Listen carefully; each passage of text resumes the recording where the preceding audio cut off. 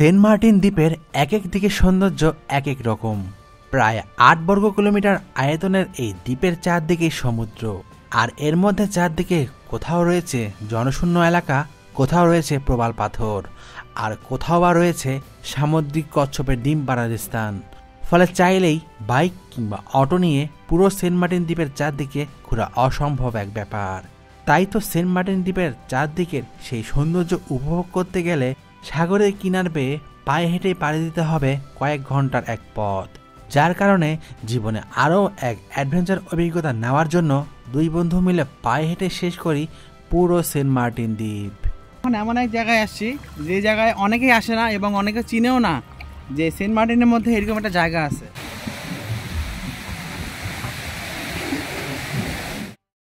আসসালামু আলাইকুম, আমি এই মুহূর্তে আছি সেন্ট মার্টিন দ্বীপের ঠিক জেটিঘাটের সামনে। এই যে আমার পিছনে এদিকে হচ্ছে জেটিঘাট। তো আমি হচ্ছে এই জেটিঘাট থেকে যাত্রা শুরু করতেছি। যাত্রা শুরু করে এই সেন্ট মার্টিন দ্বীপের চারদিক ঘুরে এক সাইড দিয়ে যাচ্ছি আর আরেক সাইড দিয়ে ব্যাক করে আবার এই জেটিঘাটে ফিরবো। দেখি কখন ফিরতে পারি। সেন্ট মার্টিন দ্বীপের জেটিঘাট থেকেই আমাদের এই অ্যাডভেঞ্চার জার্নি শুরু হয়। কক্সবাজার সেন্ট মার্টিন রুটে চলাচলকারী পর্যটকবাহী জাহাজগুলো এই জেটিঘাটে এসে ভিড়ে। এছাড়া স্থানীয়দের জন্য চলাচলকারী নৌকা কিংবা স্পিডবোটগুলোও এই ঘাট দিয়েই টেকনাফ যাওয়া আসা করে। সেন্ট মার্টিন দ্বীপের এই ঘাট পূর্ব দিকে অবস্থিত। এই ঘাট থেকেই উত্তর দিক দিয়ে শুরু হয় আমাদের যাত্রা।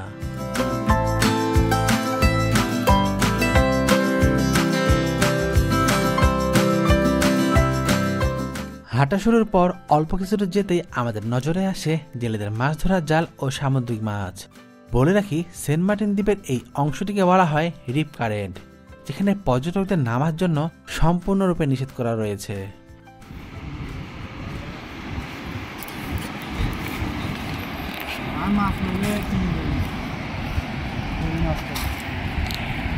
সাগরের মাছ, সাগরের এই মোহনীয় ঢেউয়ের সৌন্দর্য যে কাউকে মুগ্ধ করে তুলবে। এখানে যে যেভাবেই পারছে সেভাবেই সাগরের সৌন্দর্যকে উপভোগ করছে। শুয়ে শুয়ে সাগরের সৌন্দর্য উপভোগের জন্য রয়েছে সিবেট, যেগুলো 30 টাকা ঘন্টা হিসাবে ভাড়া নেওয়া যায়।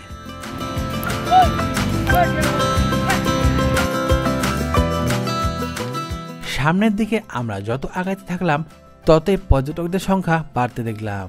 তাদের কেউ এসেছে পরিবার পরিজন নিয়ে, কেউ এসেছে আমাদের মতো বন্ধু বান্ধবদের নিয়ে, কেউ বা এসেছে ভার্সিটির র্যাক ট্যুর থেকে।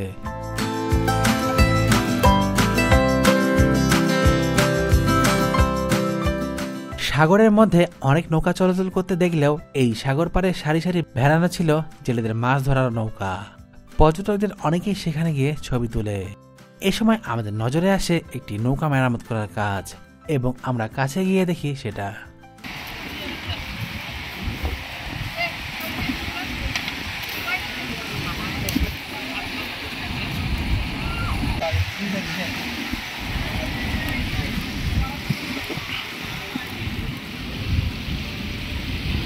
সেখান থেকে অল্প কয়েক মিনিট সামনে আগাতেই চোখে পড়ে সমুদ্র বিলাস নামের একটি কটেজ, যেটা সেন্ট মার্টিন দ্বীপের জনপ্রিয় কথা সাহিত্যিক হুমায়ুন আহমেদের বাড়ি হিসাবে পরিচিত।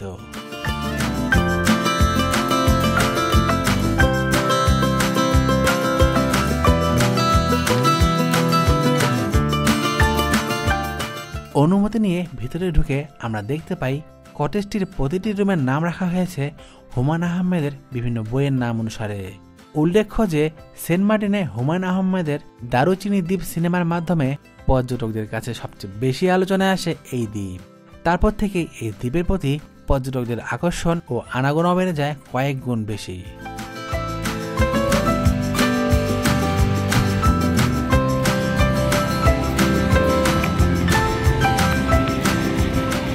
হাঁটতে হাঁটতে সামনের দিকে রয়েছে কিছু সুন্দর সুন্দর কটেজ, যেখানে রুম থেকে উপভোগ করা যায় সাগরের দৃশ্য। তবে সেন্ট মার্টিনে যত সুন্দর হোটেল বা কটেজ নেবেন তত রুম ভাড়াও বেশি হবে।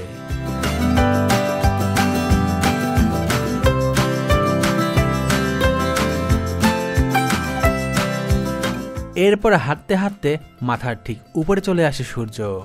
অনেকটা পথ অতিক্রম করার পর মাঝে মাঝে কোথাও স্থির হয়ে আমরা উপভোগ করি সমুদ্রকে, কোথাও বা জুতা খুলে পা ভিজিয়ে নেই সমুদ্রের ঢেউয়ে। যত সামনে আগাইতে আগাইতে সমুদ্রকে দেখছিলাম ততই নতুনভাবে মুগ্ধ হচ্ছিলাম সমুদ্রের প্রতি।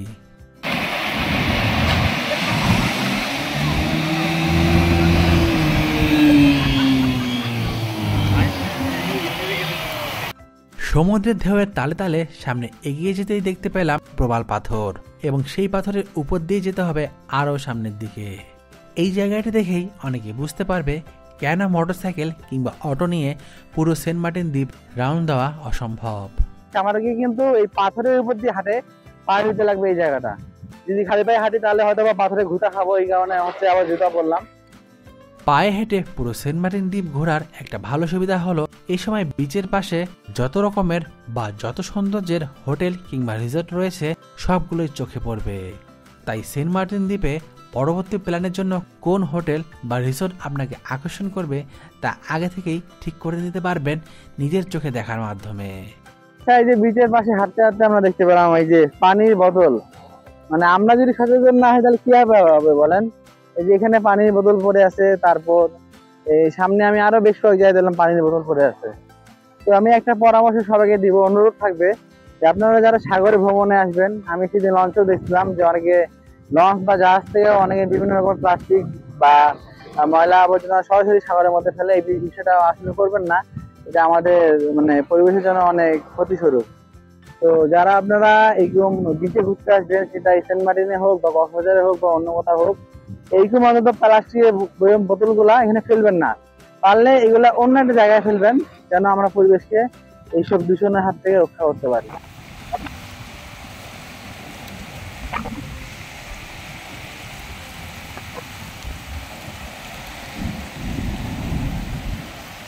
এরই মধ্যে হাঁটতে হাঁটতে আমরা জনশূন্য সৈকত এলাকায় এসে পৌঁছাই, যেখানে বসে খুবই নিরিবিলিভাবে উপভোগ করা যায় এই সেন্ট মার্টিন দ্বীপকে।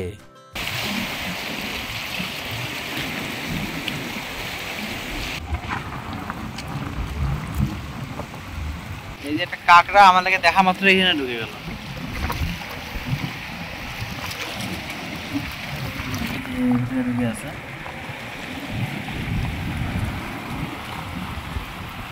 চলতি পথে একজন ডাবওয়ালাকে দেখতে পেয়ে আমরা দুই বন্ধু ডাক দিই ওনাকে।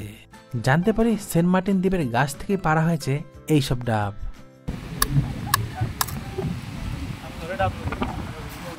আমরা তো কোনো গাছের মধ্যে ডাব দেখা পাচ্ছি না।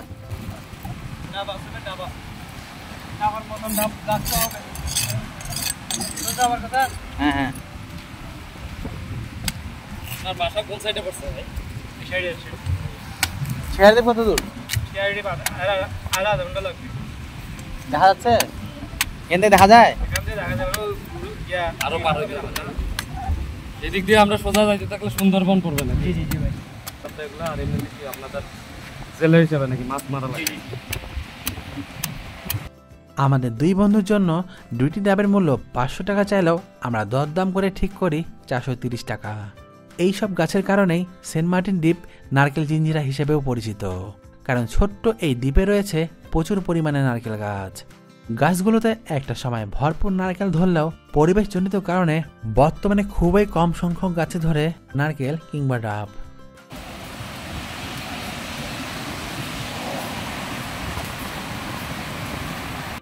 ইতিমধ্যেই প্রায় 3 ঘন্টা অতিবাহিত হয় এই দ্বীপে হাঁটার, এবং পৌঁছে যায় সামুদ্রিক কচ্ছপ ডিমপাড়া সৈকতে।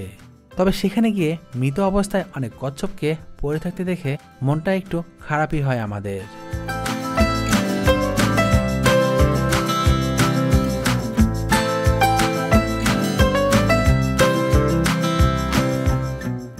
আপনারা যারা সেন্ট মার্টিন ভ্রমণে আসেন তারা কি করেন বলেন তো?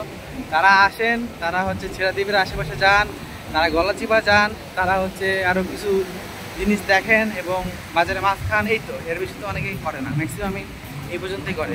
তো আমি আপনাদেরকে একটা পরামর্শ দেবো, সেন্ট মার্টিন দ্বীপ তো এমন একটা দ্বীপ, আপনারা জানেন, এর আগেও বললাম যে যার 3-4 দিকে পানি, মাঝখানে একটা দ্বীপ। তো আপনারা চাইলে একটা অ্যাডভেঞ্চার নেওয়ার জন্য এই সাগরের এই বীচ দিয়ে আমাদের মতো এইভাবে হাঁটে হাঁটে পুরা সমুদ্র সৈকতটা এক্সপ্লোর করতে পারেন। এবং আমি আপনাদেরকে আরেকটি কথা বলে রাখি, যে এই সেন্ট মার্টিন যে প্রবাল দ্বীপ, এখানে আমরা এক এক জায়গায় যাই এক এক রকমের হচ্ছে নেচার দেখতেছি। কোথাও মানে প্রবালগুলো অনেক কাছে, কোথাও প্রবালগুলো অনেক দূরে, তো কোথাও আমরা দেখতে পাচ্ছি যে বিচের এখানে হচ্ছে বালু, আবার কোথাও আমরা দেখতে পাচ্ছি যে বিচের এখানে পুরোটা ঝিনুকে ভরা। কোথাও দেখতে পাচ্ছি যে আমরা পানির ঢেউয়ের সাথে মানে ঝিনুক ভাসিয়ে আসতেছে ছোটো ছোটো, আবার কোথাও দেখতে পাচ্ছি যে বালু। তো এটাই হচ্ছে আপনাকে মূলত বলতে যাচ্ছি আমি, যে আপনারা যখন এই বিচের এই আশেপাশে এইভাবে হাঁটবেন, ঘুরবেন, দেখবেন যে এক এক জায়গার নেচার এক এক রকম, এবং এই জিনিসটা আপনাদেরকে একদম মুগ্ধ করে তুলবে। বাংলাদেশের সমুদ্রপ্রেমীদের কাছে সেন্ট মার্টিন দ্বীপ ব্যাপক পরিচিত একটা নাম। উইকিপিডিয়া তথ্য বলছে সেন্ট মার্টিন দ্বীপের দৈর্ঘ্য প্রায় 7 কিলোমিটার ও প্রস্থ 0.5 কিলোমিটার।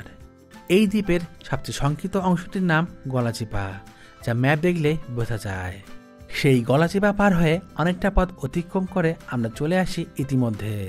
চারদিকে যেদিকেই তাকাই না কেন, আমি ও আমার বন্ধু ইপ্তি ছাড়া কোনো মানুষই ছিল না কোনো দিকে, তাই একটু ভয়ও লাগছিল আমাদের। সেন্ট মার্টিনে আসলে অ্যাডভেঞ্চার নেওয়ার জন্য সবচেয়ে ভালো একটা বুদ্ধি এই আমাদের মতো এইভাবে পায়ে হেঁটে গোটা সেন্ট মার্টিন দ্বীপের চারপাশটা এইভাবে ঘুরবেন। এখন আমরা আবার সেই প্রবল পাথরের উপর দিয়ে হাঁটতেছি।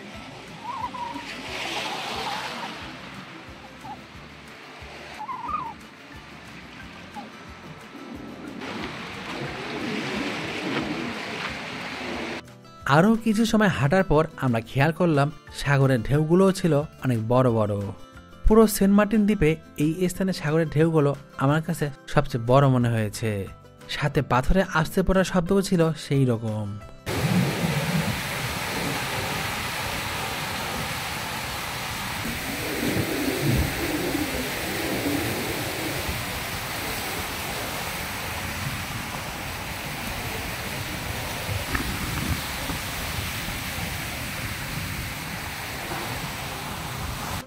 পাথরের উপর হাঁটতে হাঁটতে ভাবছিলাম দুনিয়া কতই না বৈচিত্র্য। আমরা যদি পর্যটক হয়ে না ঘুরে একদম লোকাল মানুষদের সাথে মিশে কোনো দর্শনীয় স্থানে খুঁটিনাটি দেখার ও জানার চেষ্টা করি, তাহলে এই পৃথিবীকে আরও ভালোভাবে জানা যাবে। এমন অনেক জায়গা আছে যেগুলো অল্প বয়সেই ঘোরার পারফেক্ট সময়, তাই সময় থাকতেই আমাদের বেরিয়ে পড়া উচিত ভ্রমণের জন্য। দূরে কিছু নৌকা দেখা যাচ্ছে, তাছাড়া এই আমরা দুজন ছাড়া কোনো মানুষ নেই আশেপাশে। এটা হচ্ছে আমার এই যে পিছন দিকটা, এদিকে হচ্ছে সাগর আর এদিকে হচ্ছে আরেক দিক, এবং আমরা এখান থেকে কিন্তু হালকা হালকা ছেড়া দ্বীপও দেখতে পাচ্ছি। এই পর্যায়ে আমরা যেখানে আছি এটি সেন্ট মার্টিন দ্বীপের প্যারাবন হিসাবে পরিচিত। বনের মূল অংশ এখান থেকেই উত্তর দিকে ভেতরে রয়েছে। অনেকেই এটিকে মিনি সুন্দরবন বলে থাকে, আর শেষ বিকেলে এখান থেকে সূর্যাস্ত উপভোগ করতে আসে।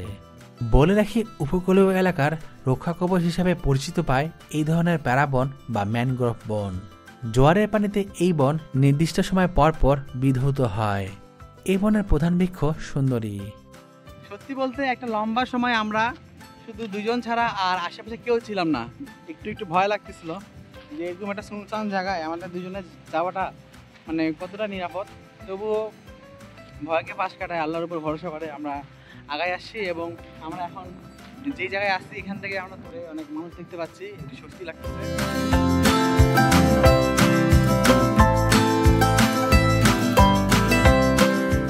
আমরা দুই বন্ধু এখন এমন এক জায়গায় আসছি যে জায়গায় অনেকেই আসে না এবং অনেকে চিনেও না যে সেন্ট মার্টিনের মধ্যে এরকম একটা জায়গা আছে। জায়গা এখানে এসে ভালো লাগলো, আমরা হাঁটতে হাঁটতে এই জায়গাটা পেলাম। অনেকে হয়তো বা আসে, অনেকে যারা জানে না তারা আসে না। তো অনেক সুন্দর একটা পরিবেশ এখানে। এখানে কিছুটা সময় বসেও থাকা যাবে, আর নির্জন একটা পরিবেশ, এবং এদিকে আমরা সমুদ্রের গর্জন শুনতে পাচ্ছি।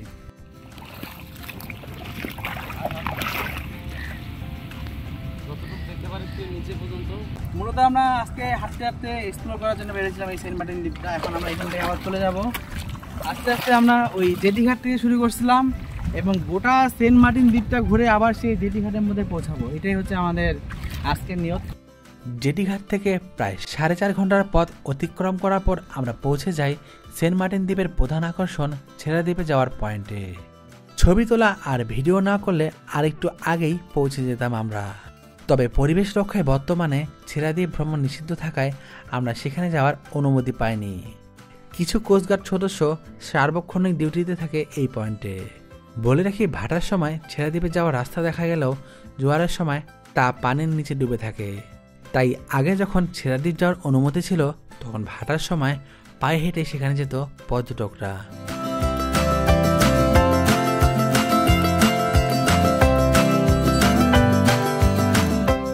ছেড়াদ্বীপ যাওয়ার এই পয়েন্টে একটা হোটেলে আমরা দুই বন্ধু বিশ্রাম নেই এবং খাই এই দ্বীপে চাষ হওয়া তরমুজ। এই সময় দোকানদার মামার সাথে আমরা বেশ কিছু সময় গল্প করি।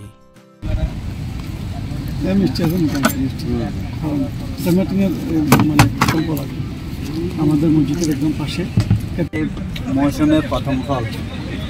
আপনার বড় বড় যেগুলো চাইস ওগুলো আপনার বেশি একটা ভালো পাবেন না। ছোট জিনিস খাবেন 2 টাকা বেশি দিয়ে হলো জিনিস খাবেন যে ভালো, কিন্তু আমরা চাইলে দিতে পারি। অনেক তরমুজ আছে আপনার সাদা হবে, লাল হবে না, বকা দিবে যে আমাদেরকে, তখন কষ্ট লাগবে তার কাছে, আমাদের কাছে কষ্ট লাগবে আমাদের, কিন্তু টাকা দিয়ে তারা খাবে তাদের কষ্ট আরও বেশি লাগবে। একটা ডাব আপনার সেন্ট মার্টিনে পাওয়া যাচ্ছে না, বাইরে থেকে আনতে হয়। একটা ডাবের দাম হচ্ছে যে আপনার আগে বিক্রি করতাম যে 150 টাকা 100 টাকা, আর এখন এই সিজনে একটা ডাবের দাম হচ্ছে 250 হইতে 300 টাকা 400 টাকা। ঠিক আছে, এখন যত বছর আসতেছে ততই কি ডাবের দাম বাড়তেছে। জিঞ্জিরা ডাব ধরতেছে না, ডাব নাই, এখন একটা ডাবও নাই। শুধু আমরা এই কয়েকটা গাছের থেকে শুধু এই 2টা পীর তো মানে বিশ্রায় আনছি। শুধু সেন্ট মার্টিনের ডাব এটা আছে রে, আর ওই নিচেরটা আছে, আর ওগুলো সব হইলে আপনার নোয়াখালী লক্ষ্মীপুর।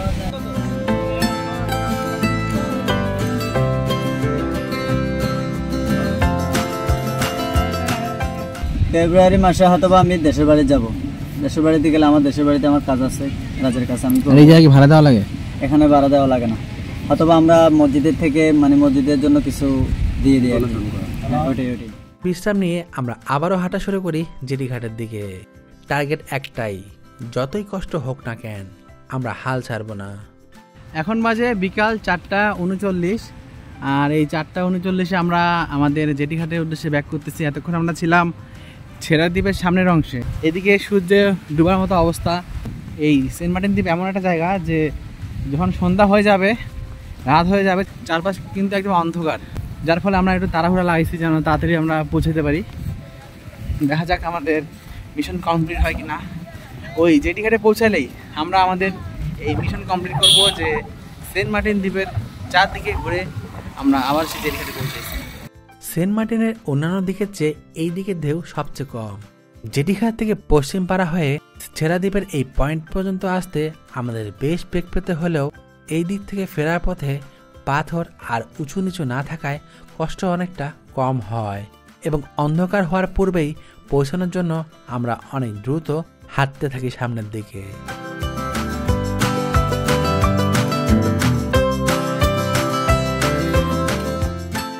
এই পথে হাঁটার সময় গলাচিপায় এসে দেখতে পাই একজন নৌকা বানাচ্ছে।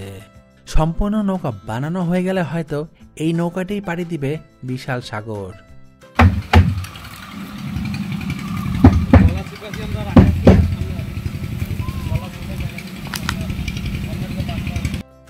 আবারও হাঁটতে হাঁটতে একটা সময় দূর থেকেই দেখতে পাই সেই জেটি ঘাট, এবং অনেকটা স্বস্তি আসে আমাদের মনে।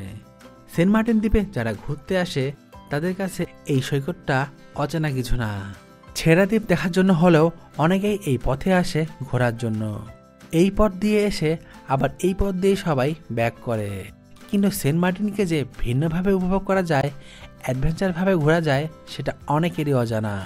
তাছাড়াও সেন্ট মার্টিনে রয়েছে বাইক কিংবা সাইকেল ঘন্টা হিসাবে ভাড়া নেওয়ার সুযোগ।